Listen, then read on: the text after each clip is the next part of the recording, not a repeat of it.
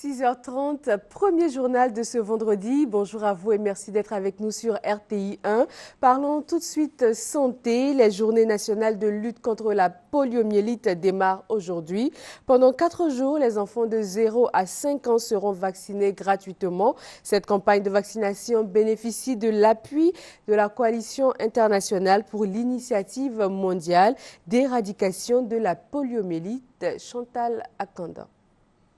Une goutte salvatrice. Top départ de la première campagne de vaccination de l'année contre la polio. C'est à Montezo, à Alépé. Les populations sont sorties nombreuses pour marquer l'événement. Pour cette phase de lancement, 25 000 équipes de vaccination ont été déployées avec des doses de vaccin oral. Dans les familles, on arrive, on leur dit ce pourquoi nous sommes venus et on demande après les enfants. Ils font sortir les enfants et puis on les vaccine. Par jour, on peut faire 150 enfants. Avant, nous marchions sur des kilomètres et des kilomètres pour aller sensibiliser les gens, recenser les enfants afin de les faire vacciner.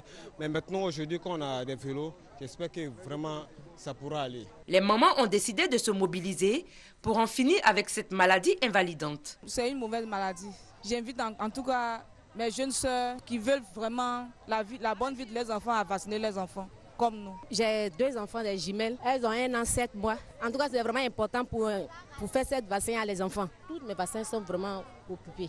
Je suis venue avec mes 2 enfants. J'ai toujours fait vacciner mes enfants. Parce qu'on m'a toujours dit que la polio, quand ça atteint l'enfant, même quand l'enfant marche, il peut atteindre cette maladie. En Côte d'Ivoire, depuis juillet 2011, aucun cas de poliovirus sauvage n'a été détecté. Mais l'État n'entend surtout pas baisser les bras. Ce sont des enfants de moins de 5 ans qui sont concernés par cette campagne.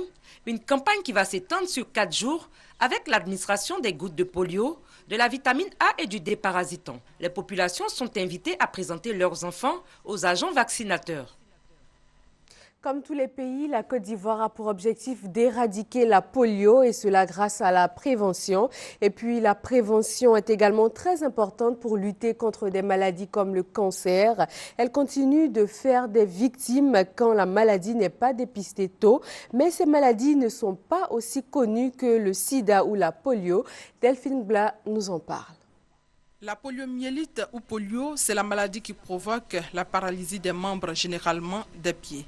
C'est une infection très contagieuse causée par un virus dans la gorge ou le système digestif de la personne infectée. La maladie commence par la fièvre, des nausées. Elle a des symptômes semblables à ceux de la grippe, comme des douleurs dans les muscles. Un enfant atteint peut être plus fatigué que d'habitude, manquer d'appétit ou avoir des raideurs au cou ou au dos. Il est possible que certains enfants atteints n'aient pas de symptômes et ne se sentent pas malades. La polio se transmet d'une personne à une autre, la plupart du temps par le contact avec les selles d'une personne infectée. Elle peut également se transmettre par la toux et l'éternuement. La polio s'attaque au système nerveux de votre enfant et peut entraîner la paralysie ou même la mort. La vaccination est le seul moyen pour éviter la polio. Depuis 2011, aucun cas de polio n'a été déclaré en Côte d'Ivoire. Une bonne nouvelle. Cela est dû à la sensibilisation et à une vigilance accrue du gouvernement et des partenaires de la santé. Il serait souhaitable que cela soit pareil pour toutes les maladies coûteuses qui continuent de faire des victimes ou de tuer. Le cas du cancer. Dépisté tôt, le malade peut guérir. Dans le cas contraire, où la maladie est dépistée tardivement, le malade est face à des ordonnances élevées. La sensibilisation sur le sida et la gratuité des médicaments, des ARV, font qu'aujourd'hui le VIH est de plus en plus accepté par les malades et la population. Le cancer du col de l'utérus, le cancer du sein et autres pathologies pourraient bénéficier de la même attention de la part des autorités. Cela en vue de donner le sourire à ceux qui souffrent et qui ne savent pas aujourd'hui à quel sein se vouer. Rendons-nous maintenant au palais présidentiel. Le chef de l'État, Alassane Ouattara, a rencontré une délégation des présidents des Assemblées nationales d'Afrique. Guillaume Soro, président de l'hémicycle ivoirien, était à la tête de la délégation forte d'une douzaine de membres. Le reportage de Viviane Haïma. Après avoir honoré par leur présence forte et distinguée l'invitation du président de l'Assemblée nationale Guillaume Soro à l'occasion de l'ouverture solennelle le mercredi 24 avril de la première session ordinaire 2013 du Parlement ivoirien, les présidents des parlements du Gabon, du Congo-Brazzaville, du Niger, de la République démocratique du Congo, du Burkina Faso, du Sénégal ont rendu ce jeudi dans la matinée une visite au président de la République Alassane Ouattara au palais présidentiel. Ils étaient conduits par le président de l'Assemblée nationale de Côte d'Ivoire, Guillaume Soro.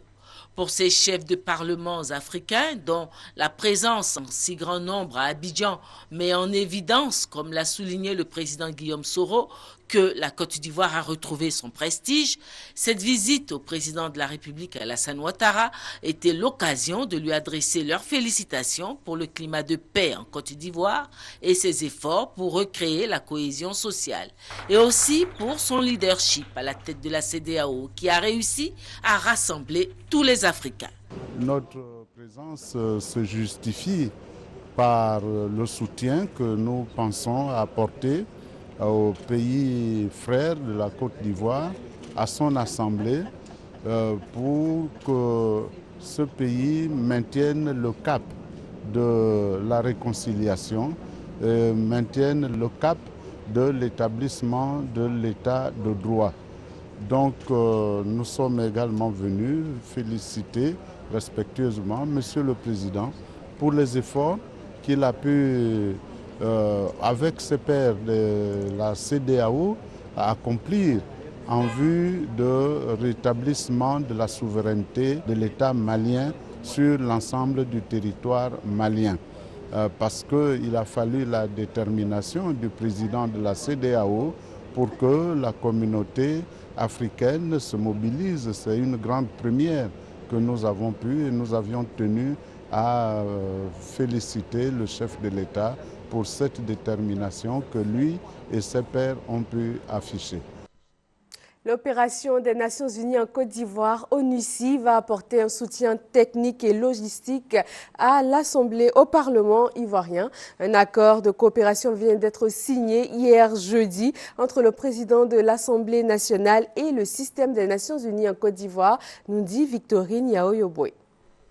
La Côte d'Ivoire a pu compter sur l'appui des Nations Unies pour sa reconstruction après la crise.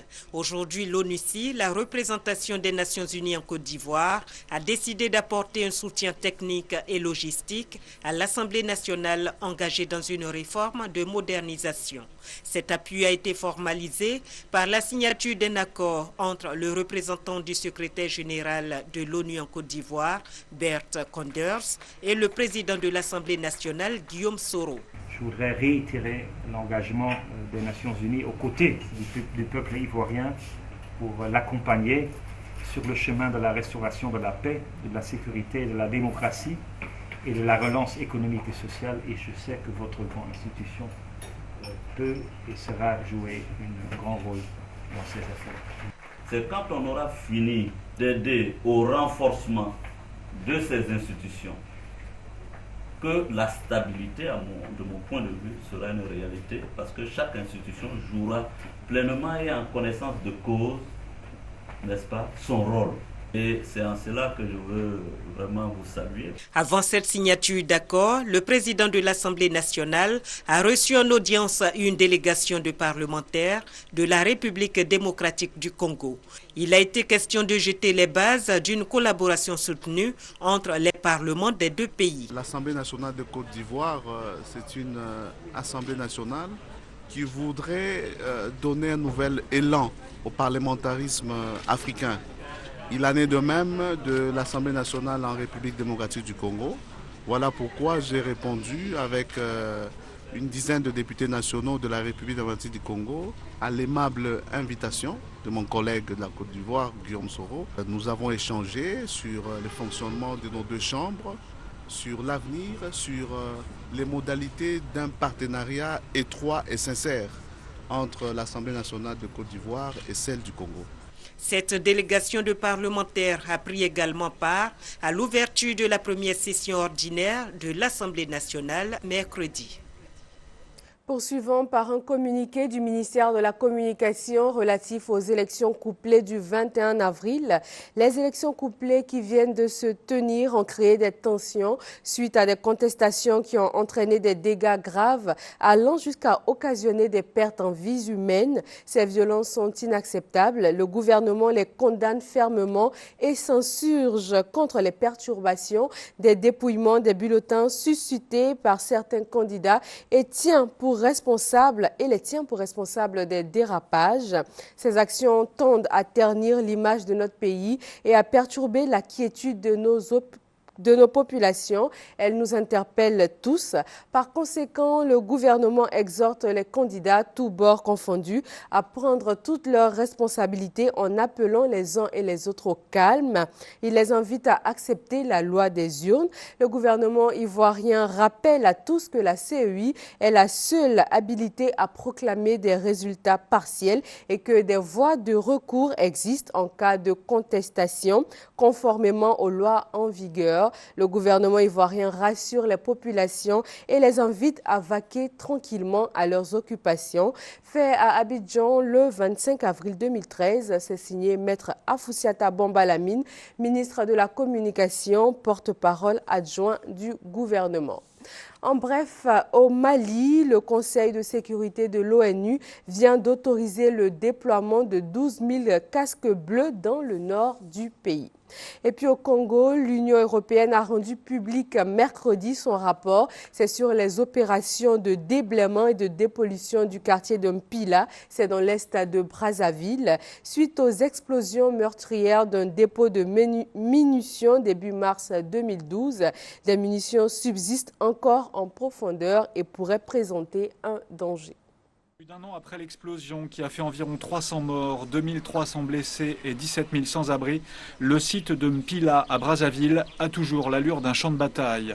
La zone où se trouvait un dépôt de munitions et d'armement de l'armée congolaise à l'origine de la catastrophe a été déblayée et dépolluée par des spécialistes du déminage, mais des interrogations demeurent sur la dangerosité du site. C'était l'objet d'un rapport établi par la délégation de l'Union européenne dont le contenu a été rendu public mercredi. Cette étude indique que les opérations de dépollution financées par l'Union européenne ont permis de nettoyer environ 145 hectares de surface et de neutraliser plus de 2,6 millions de munitions non explosées. Techniquement, le risque a été levé. Au moment opportun, les autorités donneront libre cours à l'accès à la zone de Mpila.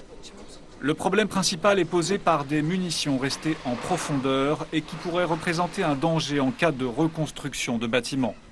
Autre problème, celui des sinistrés revenus s'installer aux abords du site. Rien n'indique pour l'instant qu'ils ne sont pas exposés à de nouveaux risques. Ce rapport a bien présenté ces failles, comme quoi le travail n'était pas totalement terminé. Nous avons déploré au cours de ce rapport que pendant la dépollution de la zone, il y avait des familles qui vivaient dans cette zone-là, donc il n'y a pas une bonne sécurité qui a été faite. Et notre grande demande, c'était de savoir est-ce que vraiment les populations pouvaient résider et vivre dans la zone après la dépollution. Le rapport de l'Union européenne appelle le gouvernement congolais à procéder à une réévaluation des risques, mais le colonel Oyobe a déjà prévenu, en matière de déminage, le risque zéro n'existe pas. Terminant en Afrique du Sud, Nelson Mandela est encore en vie, mais la bataille pour sa succession est déjà lancée. 2 de ses filles et son avocat menacent de s'affronter en justice pour le contrôle d'une partie du patrimoine de l'ex-président sud-africain. À 94 ans, Madiba, après une récente hospitalisation, n'est apparemment plus en mesure de trancher lui-même le litige. Voici 3 semaines, la santé de Nelson Mandela inquiétait toute l'Afrique du Sud. Le prix Nobel de la paix, âgé de 94 ans, était hospitalisé une fois de plus. Nelson Mandela est devenu très fragile. Sur ces rares images de lui, de l'été 2012, il semble absent. Problème de mémoire selon certains de ses amis. Or, l'icône de la paix est à la tête d'un important patrimoine.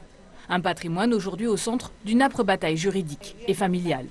Zenani et Makawidze Mandela, 2 filles de Nelson, accusent le célèbre avocat Georges Bizos et 2 autres personnes de vouloir contrôler des fonds d'investissement créés par leur père.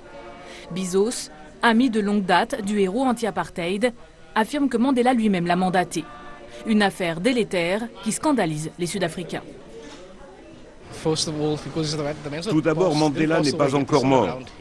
Il est toujours avec nous et il a son mot à dire sur sa fortune. Donc je pense que ce qu'ils font n'est pas bien. Je pense que ce n'est pas correct. Il devrait le respecter et le laisser tranquille.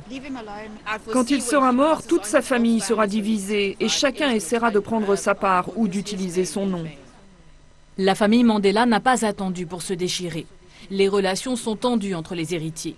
Ce journaliste a interviewé Madla, l'un des petits-fils de Mandela, opposé aux actions judiciaires de ses tantes. Il m'a dit, ce qui est en train de se passer, c'est que certaines de mes tantes et leurs petits-enfants sont en train de se partager l'héritage de Mandela alors qu'il est toujours en vie.